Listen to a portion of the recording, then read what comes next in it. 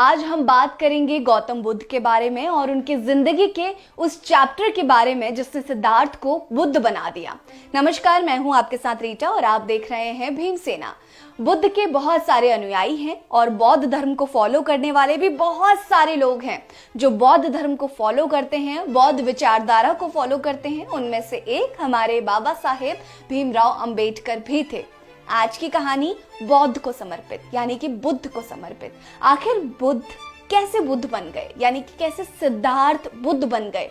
एक क्षत्रिय कुल से आने वाले महाराज के बेटे कैसे महात्मा की उपाधि उन्होंने ले ली और कैसे वो संन्यास उन्होंने ले लिया। कहानी शुरू होती है शाक्य गणराज्य से।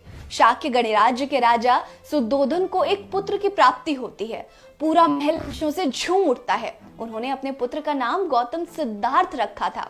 सिद्धार्थ के जन्म के समय एक बड़े महान ऋषि ने ही भविष्यवाणी कर दी थी कि ये बच्चा आगे चलकर इंसानों का कल्याण करेगा, ये राजा नहीं बनेगा। इसके बाद वो ऋषि वहां से चले गए। ऋषि के जाने के बाद राजा उनकी बात सुनकर चिंता में डूब गए। क्षत्रिय होने के कारण राजा ने अपने पुत्र को शिक्षा की प्राप्ति के लिए गुरुकुल भेज दिया था। गुरुकुल में सिद्धार्थ एक होनहार छात्र थे जो हर चीज में दूसरे छात्रों से आगे रहते थे, चाहे वो युद्ध कला हो या फिर किसी विषय पर ज्ञान लेना हो। ये सब के बावजूद गुरुकुल के शिक्षक सिद्धार्थ को लेकर परेशान थे, क्योंकि सिद्धार्थ बचपन से ही और बस विषयों से हटकर यानी कि और सारे विषयों से हटकर अपनी ज्यादा दिलचस्पी जो है वो ध्यान में लगाया करते थे, यानी कि मेडिटेशन में लगाया करते थे। इस बात को लेकर ऋषि और सिद्धार्थ के शिक्षक थोड़े परेशान होकर राजा सुद्धोधन के पास पहुंचते हैं। राजा को जब सिद्धार्थ के ध्यान के बारे में पता चला तो उन्हें एक बार फिर से उस ऋषि की भविष्यवाणी याद आ गई, जब उन्होंने कहा था कि ये राजा नहीं बनेगा, ये जन कल्याण के लिए पैदा हुआ है। राजा ने अपने राज्य की दुखी और दरिद्र जनता को राज्य से बाहर एक जगह दे दी और राज्य को पूरी तरह से खुशहाल दिखाने की कोशिश में लग गए। उधर सिद्धार्थ गुरुकुल में अपनी पढ़ाई पूरी कर चुके थे और उनका घर वापसी का समय भी हो गया था। सुद्धोधन ने अपने पुत्र के लिए सारे भोग विलास की व्यवस्था महल में ही करवा दी। दूसरे महल भी बनवाए गए जहां और भी अधिक मनोरंजन के साधन उपलब्ध करवाए गए। एक दिन सिद्धार्थ नगर में घूम रहे थे, तब उन्हें किसी के रोने की आवाज सुनाई दी। कड़े पहरे के बावजूद भी सिद्धार्थ को कुछ लोग एक शव को उठाकर ले जाते हुए दिखाई पड़े। मुर्दे के पीछे उनके परिवारजन छाती पीट पीट कर रो रहे थे। सिद्धार्थ ने अपने सारथी से इसका कारण पूछा तो सारथी ने बताया कि ये 4 लोग जिस चीज को उठा कर ले जा रहे हैं वो किसी इंसान का शव है और उसके परिवार वाले उसके पीछे दुख के कारण रो रहे हैं। सिद्धार्थ ने शव को देखा तो उसकी सांसें बंद थी। इसके बाद सिद्धार्थ को एक बूढ़ा व्यक्ति मिला जिसकी सांसें धीमी चल रही थी, जिसे देख उन्होंने फिर सारथी से पूछा कि इन्हें क्या हुआ है। सारथी ने सिद्धार्थ को बताया कि यह प्रकृति के नियम के कारण बूढ़ा हो गया है। इसके बाद सिद्धार्थ को एक बीमार व्यक्ति मिलता है जिसकी सांसें तेज चल रही थी। इसे देख उन्होंने फिर सारथी की ओर प्रश्न के भाव से इशारा किया और सारथी ने उन्हें बताया कि ये बीमार है, किसी कारण से इसका शरीर पूरी तरह स्वस्थ नहीं है। सिद्धार्थ ये देखकर व्याकुल हो गए और इसके बाद वो चैन से नहीं बैठ पाए। जब उन्होंने अपने महल से बाहर दरिद्रों की बस्ती को देखा तब उनकी पीड़ा की कोई सीमा ही नहीं रही। ये सब देखकर राजा सुद्धोधन ने उनकी शादी करवाने का निर्णय लिया और सिद्धार्थ की शादी राजकुमारी यशोधरा से करवा दी गई। शादी के बाद भी सिद्धार्थ इंसानों को दुखी देख कांप जाते थे। उनका मन ना ही अब ध्यान में लगता था, ना ही राजपाट में और ना ही गृहस्थ जीवन में। ये सब देखकर राजकुमारी यशोधरा भी चिंतित रहती थी और सिद्धार्थ को समझने की कोशिश करती थी। पर सिद्धार्थ को तो बुद्ध बनना था, वो कहाँ किसी की सुनने वाले थे। सिद्धार्थ ने तो कसम खा रखी थी कि वो जन कल्याण ही करेंगे।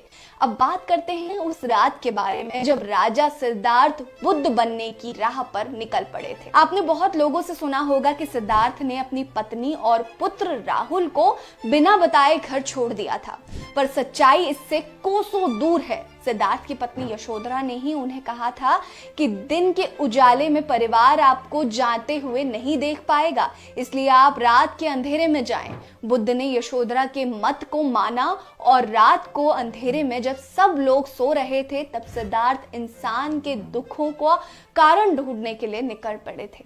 इसके बाद सिद्धार्थ ने बहुत तरीके का ध्यान किया, बहुत सारे महान लोगों से मिले, लेकिन उनके मन को शांति कहीं नहीं मिली। सदगुरु के अनुसार उस समय आर्यव्रत में 1800 से ज्यादा ध्यान की पद्धति विकसित हो चुकी थी। गौतम ने इसमें से बहुत सारे ध्यान पद्धति को अपनाते हुए उसके रास्ते पर चले, लेकिन सिद्धार्थ को ऐसा कोई भी ध्यान का मार्ग ना दिखा जो इंसानों को सारे दुखों से मुक्त कर सके। गौतम ने उस समय जैन समुदाय के ध्यान पद्धति को भी अपनाया था। उस ध्यान पद्धति में ना तो किसी से कुछ मांग कर खाया जाता था, ना ही भोजन के पास जाने का नियम था। अगर आपको अपने रास्ते में कुछ खाने का दिख जाए तो खा लो, वरना ध्यान में लग जाओ, भूख अपने आप समाप्त हो जाएगी।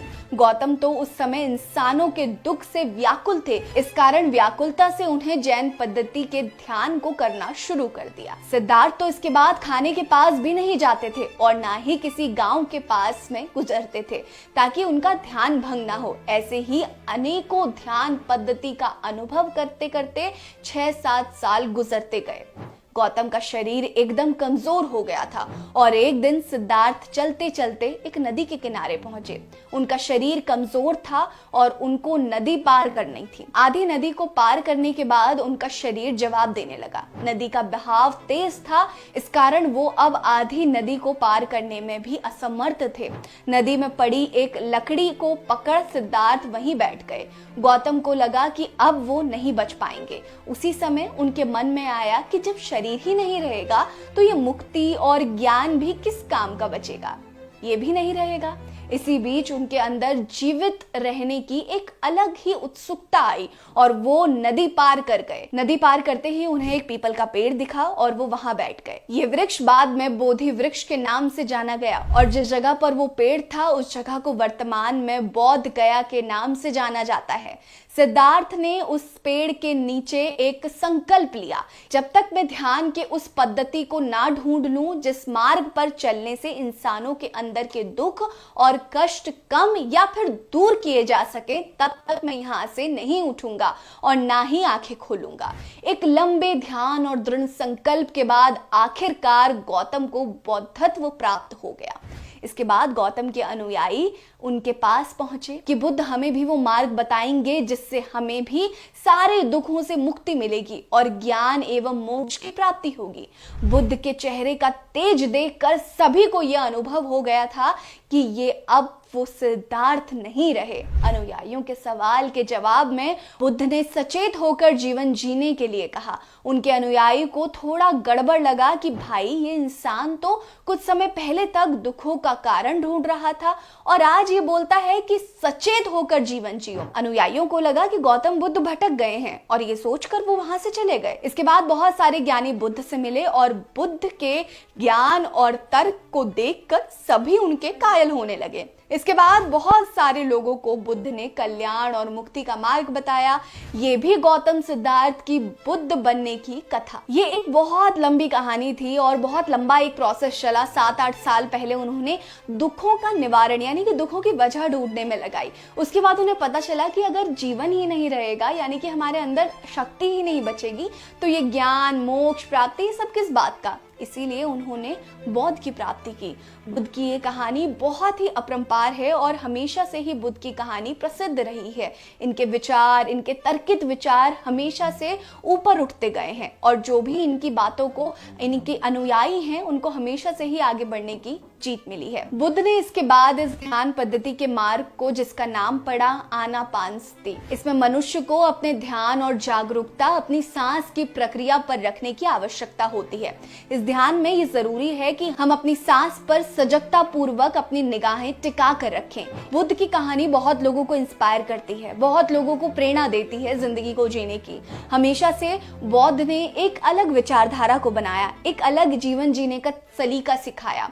उन्होंने कभी इस बात को नहीं कहा कि दुखों के पीछे भागो या दुखों का कारण ढूंढो। उन्होंने हमेशा सिखाया कि सहज होकर और सचेत रहकर जीवन को जीना चाहिए। बुद्ध की कहानी आपको कैसी लगी हमें जरूर बताइएगा और हमारी वीडियोस आपको कैसी लगती हैं ये भी कमेंट बॉक्स में जरूर बताइएगा। बने रहिए हमारे साथ। नमस्कार। ऐसे ही वीडियो देखने के लिए वीडियो को लाइक करें, चैनल को सब्सक्राइब करें।